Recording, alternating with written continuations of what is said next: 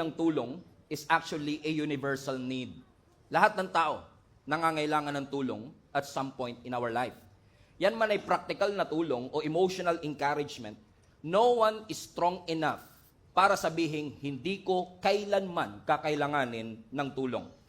Kaya kapag tayo po ay kumakausap ng ibang tao at kinakamusta natin sila at sasabihin natin, kamusta ka na? At lalo na pag sinabi nilang, I'm fine, kung yung nagsalita Christian, huwag kayo kagad maniniwala. Hindi naman nila gustong magsinungaling, pero may mga sitwasyon lang talaga at problema sa ating buhay na mas madaling sabihin, I'm fine, kesa I'm not fine.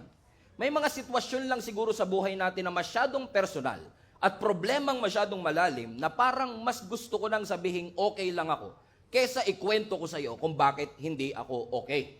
Which goes to show, mga kapatid, na hindi na natin dapat kino-question, kailangan ba ng katabi natin ng tulong? Obviously, kung hindi mo kailangan ng tulong ngayon, mag-antay ka lang. After 3 months, you might need one. Lahat tayo kailangan at mangangailangan ng tulong, pero ang mas magandang tanong siguro, kapag kailangan mo na yung tulong, kanino ka tatawag para doon sa tulong na iyong kailangan? Because everyone is looking for help. Maaring ikaw ay umaasa ng tulong sa pera, sa koneksyon, sa edukasyon, sa mga relationships ng iyong buhay. But if you're old enough like me, marirealize nyo po na tayo pong lahat ay darating sa tagpo ng ating buhay na marirealize natin hindi sapat ang ating kakayanan. Darating po tayo sa sitwasyon ng ating buhay na ma-overwhelm ka sa tindi ng mga responsibility at sa tindi ng mga pressure sa iyong buhay that you will experience loss of a loved one, loss of a job, loss of a business, loss of an opportunity, at kapag ikaw ay nawalan, kapag ikaw ay natanggalan, siguradong madidiscourage ka, mapoprostrate ka, or even worse, for some of us, tayo ay magluluksa. Everything that you have dependent on ay para bang tinanggal ng ating Panginoon. Inabandona ka ng mga parehong taong inasahan mong tutulong sa iyo. Yung pakiramdam mo, lahat na lang tinanggal ni Lord. Lahat na lang nawala sa iyo. Kabuhayan, kalusugan, kaibigan, and is it as if you feel like you are flying without wings. Na lumilipad ka pero unti-unting tinatanggal ng Panginoon ang iba't ibang aspeto ng buhay mo na iyong sinimulang panampalatayanan. May mga season siguro po talaga ng buhay natin that God will intentionally strip away every visible support in your life. Mga pakpak sa iyong buhay, hindi para patayin tayo, hindi para ipahamak tayo, kundi para turuan ang bawat isa sa atin that when everything fails in your life, God will never fail. Bumagsak man, huminto man, iwanan ka man ng iba, kalimutan ka man ng iba, ang Diyos hindi tayo papabayaan at ang Diyos ay hindi tayo kakalimutan. Alam niyo po, ang mga ibon kailangan ng pakpak para lumipad. Ang eroplano, kailangan niya hindi lang ng pakpak, kundi magandang engineering para siya ay makalipad. Napansin niyo ba, mga kapatid, kapag tinanggalan mo ng pakpak ang ibon, hindi na siya makakalipad. Kapag tinanggalan mo ng pakpak ang eroplano, hindi ka na makakalipad. Na minsan, iaalaw talaga ng Panginoon na tanggalin ang mga safety net sa ating buhay. Tatanggalin ng Panginoon ang mga pakpak natin para ma-realize natin na wala tayong pwedeng sandigan, wala tayong pwedeng paniwalaan, kundi ang ating Panginoon lamang. Naalala niyo po ang mga Israelites nung sila ay naglalakbay mula Ehipto patungo ng Promised Land? 40 taon silang nasa wilderness. Wala silang farm. Hindi sila lumaki sa farm. Wala silang wells, wala silang balon, wala silang supermarket. Pero ang Diyos, out of nowhere, nag-provide ng manna from heaven na nag-sustain sa kanila. Wala silang supermarket, walang Pure Gold, walang KFC, walang Jollibee. Pero kahit mawala ang natural ways to provide, laging may supernatural na pamamaraan ng ating Panginoon. Si Elijah sa panahon ng tagutom na siya din ang nag-declare. Ang sabi ng scripture, pinapunta siya ng Panginoon sa isang brook at araw-araw, twice a day, naghahatid yung raven ng pagkain at meat sa kanya. Raven na scavenger, raven na madamot sa pagkain, pero ginamit ng Panginoon. Bakit? Huminto man ang natural na pamamaraan to provide, God will always supernaturally provide for each and every one of us. Kung hindi pa rin kayo kumbinsido, maaaring narinig nyo na po ang kwento ni Peter. Si Peter na humakbang at lumakad sa ibabaw ng tubig. Nung si Peter ay lumalakad sa ibabaw ng tubig, wala tayong makikitang kahit anong visible support. Wala siyang salbabida. Amen. Wala siyang lifeguard. Pero kahit wala siyang salbabida, walang visible support. Pero yung salita ng Panginoon na kanyang pinanghawakan ang naging dahilan kung bakit nanatili siya at nakakalakad sa ibabaw ng tubig. Siguro kilala niyo si David. Si David nung nilabanan niya si Goliath, wala siyang experience. He doesn't qualify for the height. Wala siyang armor, wala siyang espada, wala siyang military might. Pero dahil siyang inanoint ng ating Panginoon, wala man siyang pakpak, wala man siyang resources, pero hanggat nasa kanya ang Panginoon, alam natin ang nangyari, he defeated Goliath in a graceful way. Kilala naman siguro natin si Moses, mga kapatid, na pinili ng Panginoon para maging spokesperson niya at i-deliver ang nation of Israel. Amen? Spokesperson pero bulol. He doesn't have the eloquence. Wala siyang title, wala siyang charisma, pero ginamit siya ng Panginoon na deliverer ng nation of Israel upang ilabas ang kanyang bayan mula sa pagkaalipin. Bakit ko ito sinasabi? Paalala sa bawat isa sa atin that when everything fails in your life, God will never fail. Sabi mo sa katabi mo, God will never fail. Ang Diyos natin hindi sasablay. Ang Diyos natin hindi makakalimot. Ang Diyos natin ay hindi magkukulang. Kilala niyo siguro si Gideon. Si Gideon sa Judges chapter 6 ay binigyan ng Panginoon ng isang special na assignment. At ang assignment ni Gideon, maging deliverer din katulad ni Moses. Papangunahan ni Gideon ang nation of Israel against the Midianite. Alam natin ang storya. Bago ko mawala 2 weeks ago, paulit-ulit nating binabanggit at pinag-aaralan ng buhay ni Gideon. Si Gideon, habang siya'y tinawag ng Panginoon na maging deliverer, nagtatago siya sa kanyang takot. Nagtatago siya sa kanyang insecurity. Kumbinsidong-kumbinsido siya na yung pamilya nila ang pinakamahina sa kanilang angkan. Kumbinsidong-kumbinsido siya na siya ang pinakamahina sa kanyang buong pamilya. Pero nakita siya ng Panginoon in the midst of his insecurity. At ang sabi ng Panginoon sa kanya, "You are a mighty warrior." And God being true to His word, sabi ng scripture, si Gideon, ginather niya ang 32,000 soldiers para pangunahan ang Israel sa pakikipaglaban sa mga Midianites. Nung nakita ng Panginoon ang 32,000 soldier, this is what God says, Judges chapter 7 verse 2. The Lord said to Gideon, "You have too many men. Masyado kayong marami. I cannot deliver Midian into their hands, or Israel would boast against me. My own strength has saved me." Ano sabi ng Panginoon? Masyado kayong marami. Kailangan yung bawasan yung 32,000 hanggang maging 300.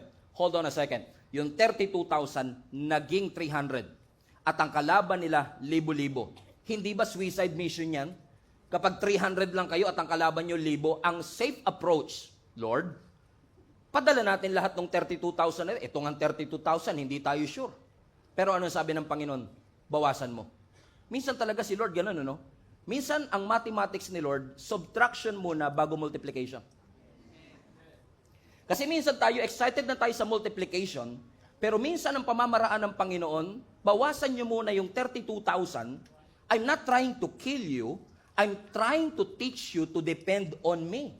Bakit? Balik mo yung verse na, kasi kapag nanalo kayo sa 32,000, iisipin nyo, pakpak nyo ang nagpanalo sa inyo. Iisipin nyong lakas ninyo ang nagpanalo sa inyo. Pero hayaan mo kung tanggalin ang pakpak mo. Hayaan mo kung tanggalin ang numero at galing ninyo. Hayaan nyo kung ma-realize nyong outnumbered kayo. At kapag nanalo kayo ng 300 lang kayo, dun nyo marirealize that you can fly without wings as long as God is with you. Pinapatunayan lang ng Panginoon sa atin, mga kapatid, ngayong araw na ito, na ang tunay na katagumpayan ay makikita natin hindi sa strategy, hindi sa lakas. Ang tunay na katagumpayan ay makikita natin sa pamamagitan ng presensya ng ating Panginoon.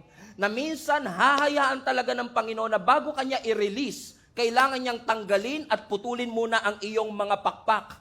That sometimes subtraction is God's strategy for your multiplication. Hindi ko alam, siguro kaya hindi kayo nag-amen kasi pakiramdam nyo, parang lahat naman nadadagdag sa inyo. Sabi mo nga, Pastor, 2025 is a year of more. So I've been asking the Lord for more. Pero what if, pagdating ng December, lahat ng binigay sa iyo ng Lord na more, tatanggalin din ng Panginoon?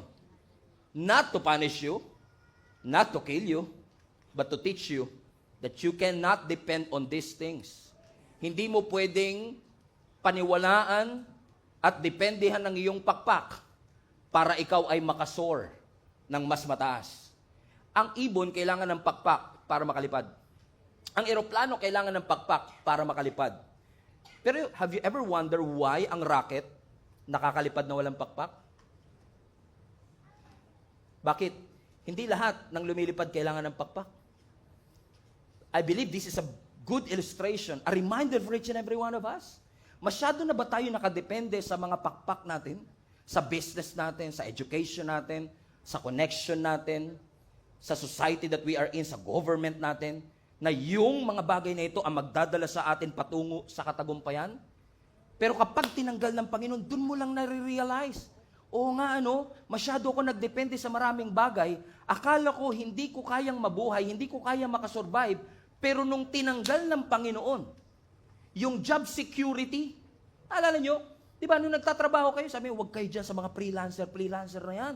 Kailangan doon kayo sa trabaho na may security. Ikaw naman, masyado ka nakadepende sa job security kasi nga, yung trabaho mo, 25 years ka na. Nung nag-pandemic, ikaw pa yung unang tinanggal. Takantaka ka ngayon, kala ko ba job security to? Alam niyo kung bakit? Because your job can give you a salary, but only God can give you a security. Amen. Si Lord lang makakapagbigay ng security. Amen. Ano ang itinuturo ng Panginoon sa atin? Na minsan masyado tayo nakadepende sa ating visible support. Hanggat meron ako nakikitang suporta, hanggat nandyan ang mga kaibigan ko, meron akong visible support, I can fly. Pero minsan tatanggalin ng Lord ang ating mga pakpak para ma-realize natin na kahit walang visible support, laging mayroong divine support ang ating Panginoon, willing ang Diyos na tuparin ang kanyang mga pangako sa atin na hindi niya tayo pababayaan o hindi niya tayo iiwan. Napansin niyo po ba yung saranggola? Wala siyang engine, wala siyang pakpak, pero nakakalipad siya. Hindi dahil may makina siya, hindi dahil may pakpak siya, nakakalipad siya dahil sa hangin. Naunawaan niyo mga kapatid, sino sa inyo nakakakita ng hangin? Naaamoy ko yan minsan, Pastor, pero hindi ako nakakakita ng hangin. Why? Because the kite can fly. Masin niyo, wala siyang engine, wala siyang pakpak, but he can soar. It can soar. Kaya niyang lumipad sa alapap na walang visible support. Ano lang sumusuporta sa kanya? Hangin. Amen? That even though walang wings, walang engine, walang visible support, laging may invisible support ang ating Panginoon sa atin. Kasi ang human support, it will fail. Pero ang divine support, it will be most evident in your life. Ang mga kaibigan mo, i-disappoint ka. Ang mga partners mo, magwi-withdraw sa kontrata na yan. But even when people leaves, Jesus will never leave you. Darating ang pagkakataon, wala ka mahanap na investor, wala ka makikitang resources, walang cheerleader, walang connection, walang role model, walang budget, hello, walang building, hello, walang network, hello, walang safety net. Pero kapag wala kang pakpak, this is a perfect condition for God to show you who He is in your life. Hindi porket natanggalan ka ng pakpak, kailangan mo nang sumemplang. The removal of your wings is not the end of your flight. Hindi porket wala ka ng pakpak, tapos na ang iyong paglipad. Because as long as you have the source, the God who promised you that He will never leave you nor forsake you, the God who promised you that He will supply all your needs according to His riches in glory, the one who promised you that even when you walk through the valley of the shadow of death, you should not be afraid, the one who promised you that I will be your shepherd, I will be your deliverer, I will be your protector, as long as you have God. Masubtract na ang lahat as long as I have the source. Lord, thank you. Pagkatapos ng subtraction, sigurado may multiplication. Hallelujah. Alam niyo, ito nga yung paradox niyan eh. Diba? Tayo minsan, nagpe-pray tayo sa Lord, Lord, dagdagan mo. Diba? Sabi ni Pastor Siping kasi, 2025 is a year of more. Dagdagan mo naman yung lakas ko, Lord. Dagdagan mo naman yung kaibigan ko. Dagdagan mo naman yung pera ko. Kunti, malungkot po yung zero sa bank account ko, nag-iisa. Dagdagan mo naman ang connection. Diba? Yun yung paradox minsan, diba? that if we want multiplication, Lord, give us more. Give us more. Pero what if I tell you, mga kapatid, na ang mathematics ng Lord for multiplication is not just adding more, but subtracting more so that God will multiply the less that you have. Minsan sabihin natin, parang kailangan ko pa ng extra kaibigan, extra tao, extra connection. Kailangan ko ng mas malaking pakpak para mas maging mataas ang aking paglipad. Sabi ng Panginoon, alam mo, ang kailangan mo, hindi malaking pakpak, kundi malaking pananampalataya sa akin. Kasi minsan, bago ka iangat ng Panginoon, huhubaran ka muna niya. Bago ka paliparin ng ating Panginoon, tuturuan ka muna niyang magtiwala sa Kanya. But are you willing to trust God kahit na babawasan muna ni Lord bago niya i-multiply? Katulad ng mga sculptor. Di ba yung mga sculpture? Correct me nga, sculpture. Di ba? Di ba yung mga nag-sculpture? Di ba? May mga clay yan o putik. I don't know kung anong ginagamit. Di ba? Putik. Para makakreate siya ng isang masterpiece, hindi pwedeng dagdag lang siya ng dagdag ng clay. Right? Mapapansin niyo sa mga sculpture, para magkaroon ng hugis yon, malaking bloke yon, pero kailangan niya magbawas. He has to subtract. He has to eliminate something. Nga na, minsan masyado nating ina-idolize yung mga blessing, kaya yung blessing naging idol na. But what if the very thing that you celebrate, God will eliminate? For you to be able to experience multiplication. Yun, mahirap yun. Kasi pag tinatanggal na, teka, baka kulangin ako ng clay. Baka kulangin ako ng putik. Pero minsan doon sa gitna ng kakulangan, doon nahuhugis ng Panginoon yung ating destiny. Napansin niyo ba that when you have less, you trust God more? Pag konting-konti ang meron ka, mas malaking-malaki ang pananampalataya mo. Remember those moments na walang-wala ka talaga? Ni Jollibee, hindi kayo makabili, pang okasyon lang talaga. Naalala mo yung lalim ng panalangin mo na may kasamang iyak at uhog? Now all of a sudden, after 15 years, after 20 years, after 4 decades, nakatapos ang iyong mga anak, magaganda ang kanilang mga trabaho, you were able to travel to different parts of the world and you forgot the very moment that you're grateful for dun sa less. I'm not saying it's wrong, pero napansin niyo ba na minsan mas maigting, mas malalim ang relationship natin sa Panginoon kapag walang-wala tayo? Hindi ko naman pinagpe-pray kay Lord na mawalan kayo. Hindi ko pinagpe-pray sa Panginoon na mag-subtract ang inyong buhay. Pero gusto ko lang ipaalala sa inyo. Kung every Sunday na ating kayo sa church at lagi ko lang sasabihin, huwag kayong mag-alala, tumawag lang kayo sa Panginoon, magsimba lang kayo, lagi kayong pagpapalain ng Panginoon, I would be lying to you if I tell you that as long as umaating ka ng church, hindi ka na makakaroon ng problema. As long as umaating ka ng church, hindi ka na mawawalan. But that's not the truth. Nothing could be further from the truth. Bakit? Kasi kahit nagsisimba ka, pwede kang mawalan ng mahal sa buhay. Kahit nagsisimba ka, pwede kayong maghiwalay bilang mag-asawa. Kahit nananalangin ka, pwedeng malugi ang inyong negosyo. Pwede kang tanggalan ng Lord ng pakpak para ma-realize mo that is the only way for you to grow and to soar and to multiply. Ano po ang sabi ni Jesus sa John chapter 15? Diba? Ang sabi ni Jesus sa John chapter 15, every branch in me that does not bear fruit, highlight this part, He takes away.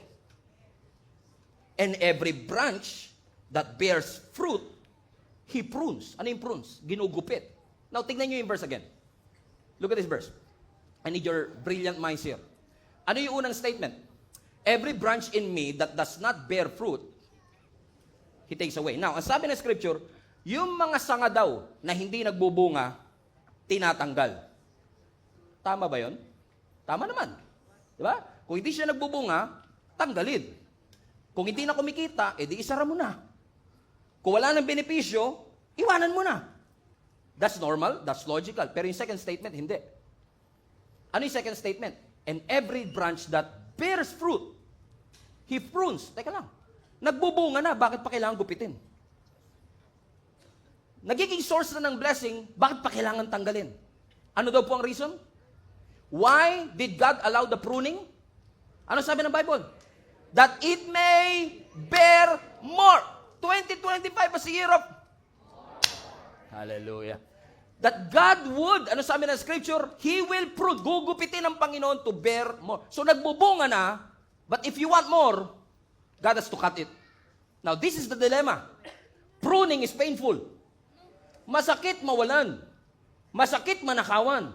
Masakit gupitan ng pakpak. Masakit kapag may mga bagay kang pinahalagahan, pinaghirapan, biglang tinanggal ng Panginoon. O at least, hiniling ng Panginoon sa atin. But sometimes, yung mga pruning na yan is necessary for you to what? To bear fruit. Question, do you want to bear fruit? Yes. And you might be bearing fruit now. But if you want to bear more fruit, subtraction has to happen. Elimination has to happen. Pruning has to happen. Tingnan nyo, hindi kayo maka-amen. Kasi baka nakikinig yung angel. Baka pag sinabi kong amen, tanggalin niya. Baka bigla kami mag-break, bigla magsara yung... Come on now. Amen? Why? Because pruning is what? Is painful. Amen? Look at Apostle Paul, for example. Now, si Apostle Paul, kilala naman natin siya, he wrote 66% of the New Testament. Si Apostle Paul, bago po siya mamatay, alam niyo si Apostle Paul, ilang beses po yan nakulong. Hindi dahil sa krimen, hindi dahil sa flood control. Okay. Okay. Yung mga pumalakpak, binahayan. Tama. Okay. So, si Apostle Paul, we remember him. He was in prison many, many times because of his faith. And one time, when he was in prison, he's writing a letter to Timothy, he recalls something. Naalala niya, nung siya ay nililitis sa harap ng Senado, okay, na nung hinarap si Apostle Paul sa harap ng mga religious court, nung tinignan niya ang kanyang kaliwa, tinignan niya yung kanyang kanan, wala siyang kasamahan sa church, wala siyang kaibigan, pakiramdam niya, nag-iisa siya. Bakit? Minsan talaga, kailangang tanggalin ng Panginoon ang ating pakpak. Because God doesn't want you to depend on your business partner. God doesn't want you to depend on the stock market. God doesn't want you to depend on your education. All of these are important and good. But God wants you to depend on Jesus more. Naalala ko yung rich young ruler sa Bible na lumapit kay Jesus Christ. Rich young ruler, also known as Daniel Padilla. Kasi nasa kanya na lahat eh. Rich young ruler. Okay, nasa kanya na lahat eh. Rich, ibig sabihin nasa kanya yung wealth. Young, ibig sabihin nasa kanya lahat ng oras. Ruler, ibig sabihin may power siya. So imagine, you have the time, you have the wealth, you have the power. And yet, rich, young ruler, may tanong pa rin. Alam niyo kung bakit? Merong God-sized void sa puso mo na hindi kayang punan ng kahit anong power, wealth, or time that you have. And then he came to Jesus Christ. Sabi niya, Teacher, Rabbi, sabi niya kay Jesus, what must I do to inherit eternal life?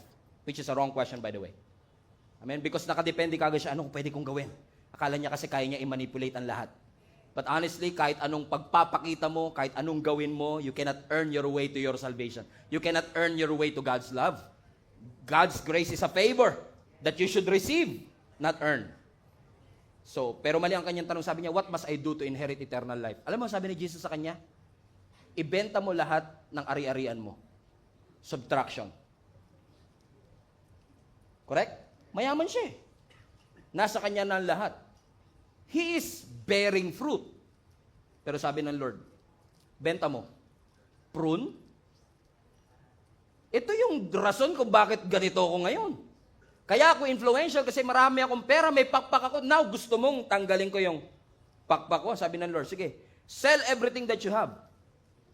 And you will receive treasures in heaven. Multiplication. So, subtraction has to happen before multiplication. Pwedeng hindi mo gawin, pero hindi mo matatanggap ang multiplication.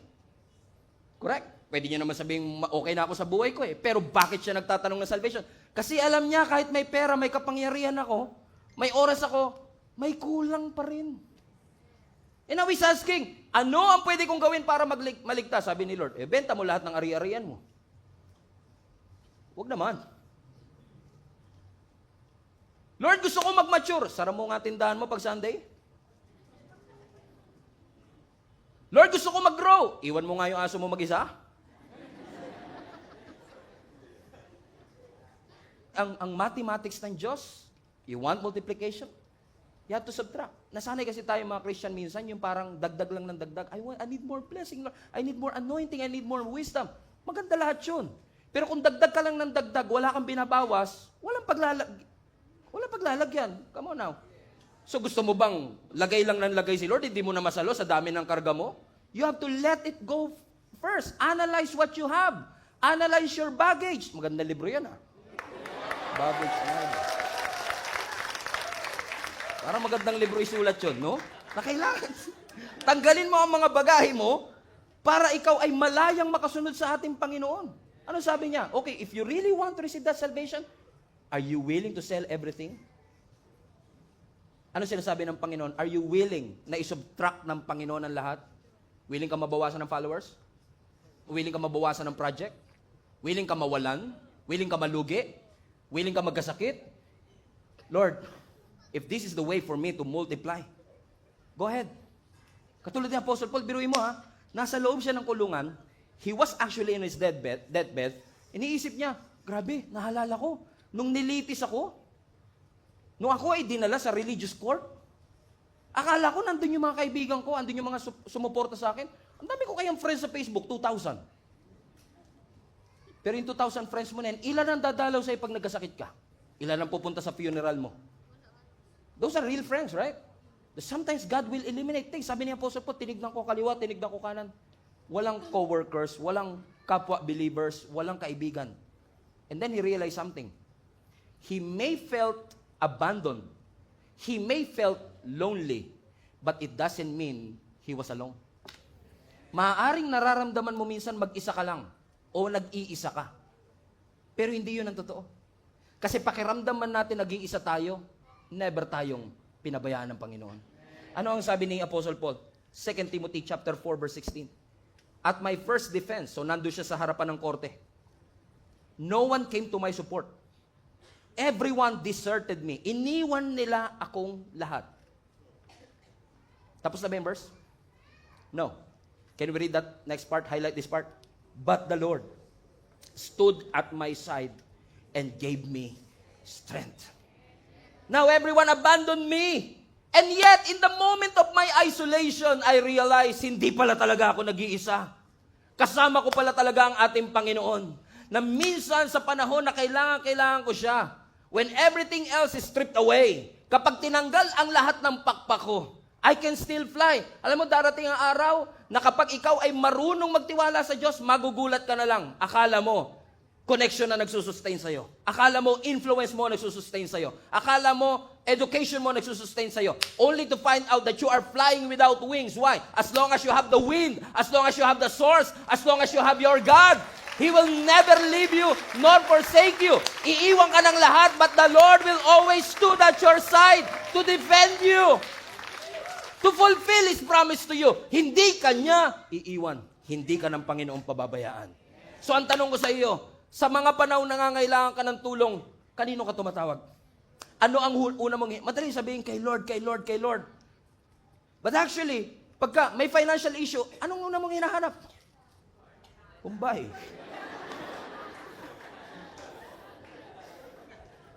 Shout out po sa mga kapatid natin, mahal namin kayo. Amen? Buti ko anak ka ng kontraktor, di ka naman mayaman.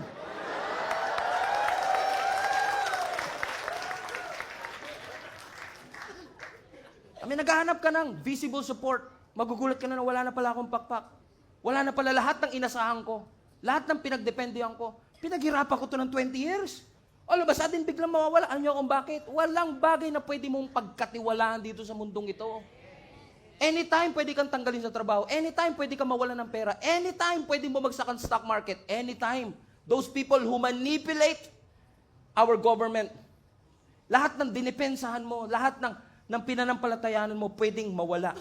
That's why when you look up to the sky, when you look for help, don't look at the visible support. Look to Jesus. In Psalm chapter 121, the Bible says, I lift up my eyes to the mountain. Tiningala ko ang aking mga mata doon sa kabundukan. And I ask the question, highlight this part, where does my help come from? Sabi ng psalmist, which is likely si David, tiningala ko ang aking mga mata sa kabundukan. And I ask myself, saan nga ba galing ang aking tulong? Now, for you to be able to understand this text, you have to understand that Psalms 121 is actually called the Song of Ascent.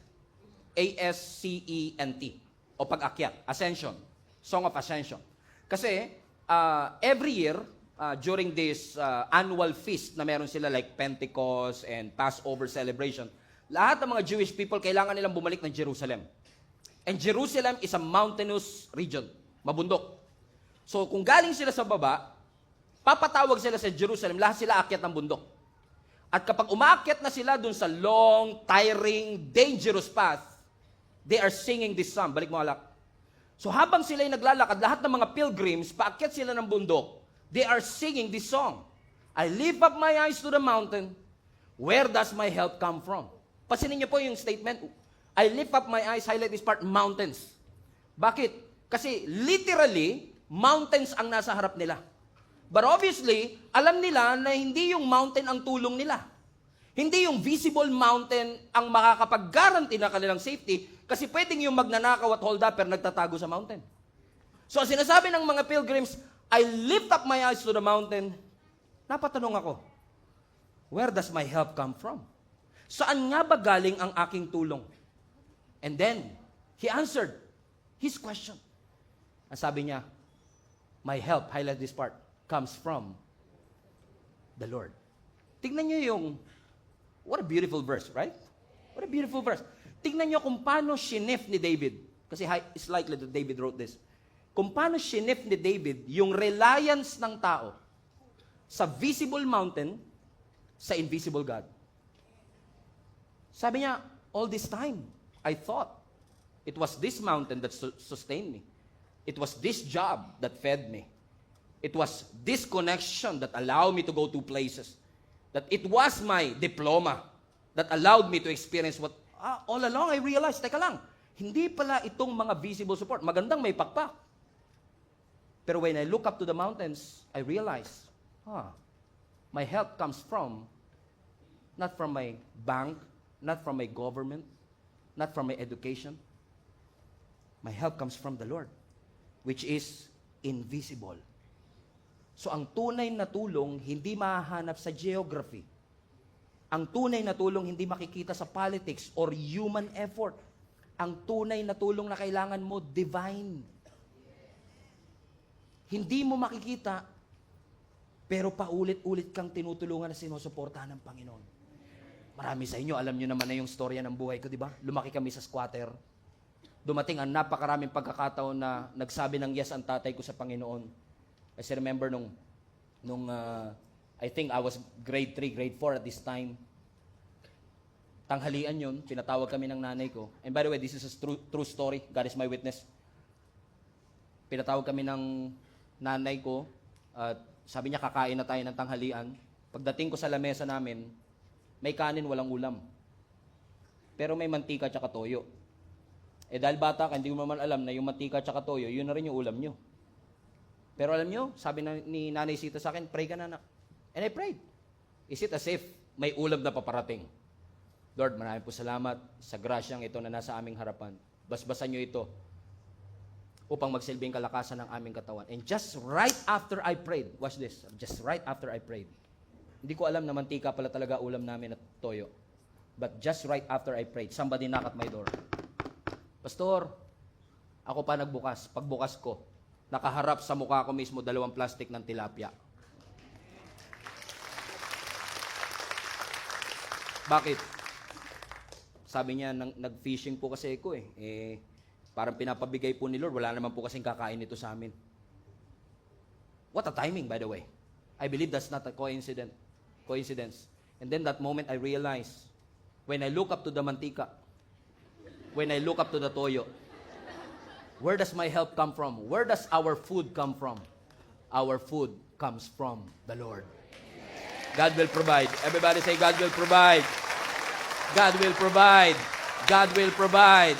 God will provide. Sa pananaw ko, mantika at toyo na lang ang solusyon, pero ang Diyos may ibang paraan. Hinihiling mo lang at pinagpapasalamat mo pang tanghalian, pero binigay ng Lord sa iyo pang 3 araw na ulam.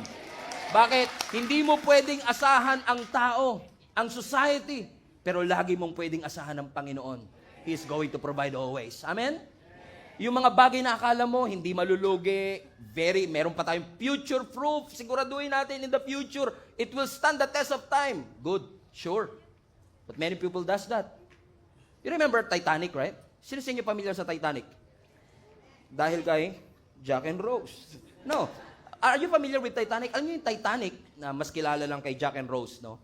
Pero yung Titanic is one of the biggest and most secure na ship that was ever created on their time. Alam niyo po ba, when you research this, 1912, sabi ng history, they built this massive ship, Titanic. At alam niyo ba, nung minarket nila at in-advertise nila itong cruise ship na ito, ang advertisement nila, this is designed to be unsinkable. Ano yung ibig sabihin ng unsinkable? Dinesign to para lumutang. Hindi nyo ito mapapalubog. May mga nagbiro pa. Challenge yung marketing nila. Baka kahit Diyos, hindi yan kayang palubugin. Why? Kasi they were impressed sa bakal. They were impressed sa engineering. At ang sabi nila, this possess an advanced safety protocol. Safety o security features. Meaning, very safe ito. Hindi ito lulubog. But many people don't know na when they launch it, ang pinakaunang biyahe niya is the Titanic movie. Pinakaunang biyahe niya, lumubog siya. 4 days after ng launch. 4 na araw pa lang mula nung sabihin nilang, it was designed to be unsinkable. 4 days pa lang pagkatapos nilang sabihin, kahit Diyos, hindi ito kayang palubugin. 4 days pa lang pagkatapos nilang sabihin, grabe naman ang engineering niyan.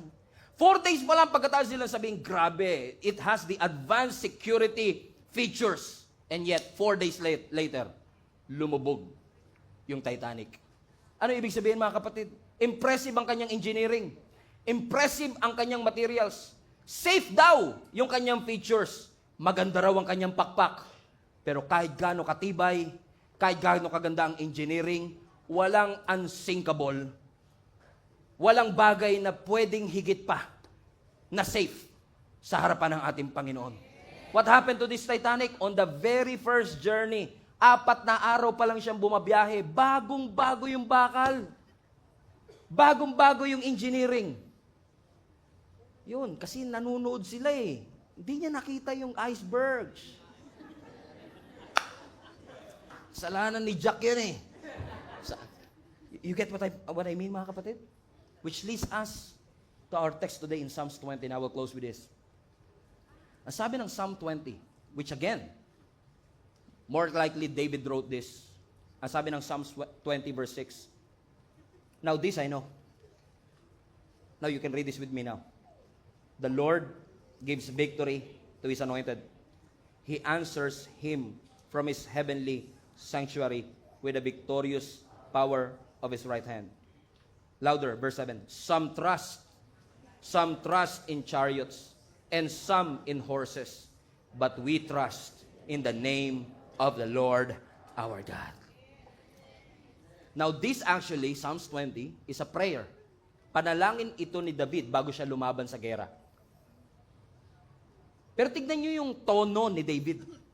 Sinasabi niya, ang tunay na katagumpayan, hindi galing sa human power. Ang tunay na success, hindi galing sa galing natin. Hindi dahil sa lakas natin. Hindi dahil sa strategiya natin. Ang tunay na tagumpay at galing ay galing mismo sa presensya ng Panginoon. Now, that was a very bold statement para sabihin niyang, some trust, verse 7, some trust in chariots, some trust in horses. That was a bold statement kasi nung unang panahon, kapag marami kang chariots and horses, katulad ng picture na papapakita ko sa inyo, kung marami kang chariots, it only means 2 things. Number 1, you have national security. Ibig sabihin, impressive ang bansang kinabibilangan mo kapag ikaw ay merong chariots and horses. Ibig sabihin, yung military might nyo malakas. Sa panahon natin, hindi na chariots. Panahon natin, nuclear weapon, tangke, airplane o mga fighter jets. Pero nung unang panahon, wala pang fighter jets, wala pang mga tangke, wala pang nuclear weapon, chariots and horses. Now, sinasabi ni David sa atin, back then, may mga taong ang pagtitiwala nila nasa fighter jet. Ang pagtitiwala nila nandun sa tangke. Ang pagtitiwala nila nasa bangko, nasa connection, nasa society, nasa government, nasa missiles. Pero tignan niyo yung contrast. Balik mo yung verse 7, anak. Some trust in chariots, some trust in horses. But, here you go. May mga tao nagtitiwala sa trabaho, sa savings, sa connection, sa technology, sa power, sa wealth, sa skills. Lahat nakakatulong. Pero yung ba talaga ang ultimate help? No. They trust in chariots, they trust in horses. But we, trust in the name of our Lord God. Alam niyo po kung bakit? Let me give you a principle. Kapag kasi nagtitiwala tayo dito sa mga pakpak natin, it will give you anxiety. Ma-anxious ka lagi. Ask me why. Bakit ako ma-anxious, pastor? Kasi lahat lang yan pwede mag-fail. Pero kung sa Diyos ka nakakapit, the God of peace, it will bring you peace. You know why? Ask me why. Because God will never fail. Kaya ka payapa, kasi alam mo, mag-fail na ang lahat. Sumadsad na ang stock market. Pero ang Diyos, hindi ako pababayaan. Kung kinakailangan maghatid siya ng lalaking nagpi-fishing para hatiran kami ng 2 plastic ng tilapia. Kung kinakailangan na maghatid ng Diyos at kumausap siya ng raven para maghatid ng pagpapala kay Elijah, I believe that God will never allow each and every one of us to be abandoned. He will never leave you. He will never forsake you. Continue to trust in the Lord. Psalms 3:5, trust in the Lord with all your heart. Everybody say, trust in the Lord. Put that in the screen. Trust in the Lord with all your heart. Highlight that part, yung heart. Sinabi ba ng Bible, trust your bank? Sinabi ba ng Bible, trust your government? Trust the stock market, your savings, your influence, your manager? Trust your plans? Trust your followers? Hindi. Ang sabi ng scripture, trust the Lord! Ay, hold on. Di pala trust the Lord. Ang sabi, highlight this part, trust in. Interesting. Anong difference ng trust the Lord sa trust in the Lord? Now, when you trust the Lord, you trust what He can do. But when you trust in the Lord, ibinibigay mo ang iyong buhay. Pinagkakatiwala mo ang iyong buhay. So when you trust the doctor, you are saying, kaya niya yan. But when you trust in the doctor, willing ka magpa-opera sa kanya. Willing kang ialay, sabihin, kaya niya to. So ibig sabihin, ang tunay na pagtitiwalang binabanggit dito ay hindi lang maniwala ka sa kakayanan ng Diyos. Hindi. Ang sinasabi ng Diyos, sandalan mo siya. Huwag ka lang maniwala, sumandal ka sa Kanya. Kasi darating yung panahon, pakiramdam mo wingless ka. Pakiramdam mo powerless ka. Pakiramdam mo walang sumusuporta sa iyo. But God is teaching each and every one of us. He is the one who sustains each and every one of us. Nakakalipad ka pa rin ngayon, hindi dahil sa pakpak na nakakabit sa iyo. Nakakalipad ka pa rin ngayon dahil sa Diyos na nasa puso mo. At yun ang pinaka-importante sa lahat. Ang pakpak mawawala. Maraming bagay sa mundo ang mawawala. But your God is more than enough. He is more than enough to supply all our needs according to His riches and in glory. Ang chariot kinakalawang, ang kabayo sumisemplang, pero ang Diyos natin, He will never fail. Magunaw man ang mundo, maaasahan mo pa rin ang Diyos. Hinding-hindi ka papabayaan ng Panginoon. How many among you realize just now, napakarami po natin nandito. We are flying without wings. Akala mo, wings pa nagsusustain sa'yo ngayon? Hindi na po. Diyos na yan. It is the miracle of God. It is the power of God. Ang dami-daming taong mas qualified compare sa'yo. Ang dami-daming taong mas magaling kumpara sa'yo. Ang dami-daming tao na mas deserving kumpara sa'yo. Pero ba't ikaw? Have you realized that ba't ikaw? Kasi may favor ka. Hinahayaan ng Panginoon na lumilipad ka. Akala mo, it was your ability, your skills that sustains you? Not anymore. God already pruned your wings. You are flying without wings now. And you're still airborne. Nasa alapahap ka pa rin. Bakit? Mabuti ang Diyos. Dakila ang Diyos. He will never leave you. He will never forsake you. Sa pagtayo ninyo, pwede ba kayo mag-high five? 3 tao, sabihin mo sa kanya, God will never leave you. God will never forsake you. God will never abandon you. Tignan mo katabi mo, wala nang pakpak yan, pero nakakalipad pa. Wala nang pera yan, pero nakakasurvive pa. Wala nang koneksyon, pero may favor. Amen. Walang material, visible support. But we have an invisible God. Divine help that sustains us through and through. Let's give praise to the Lord.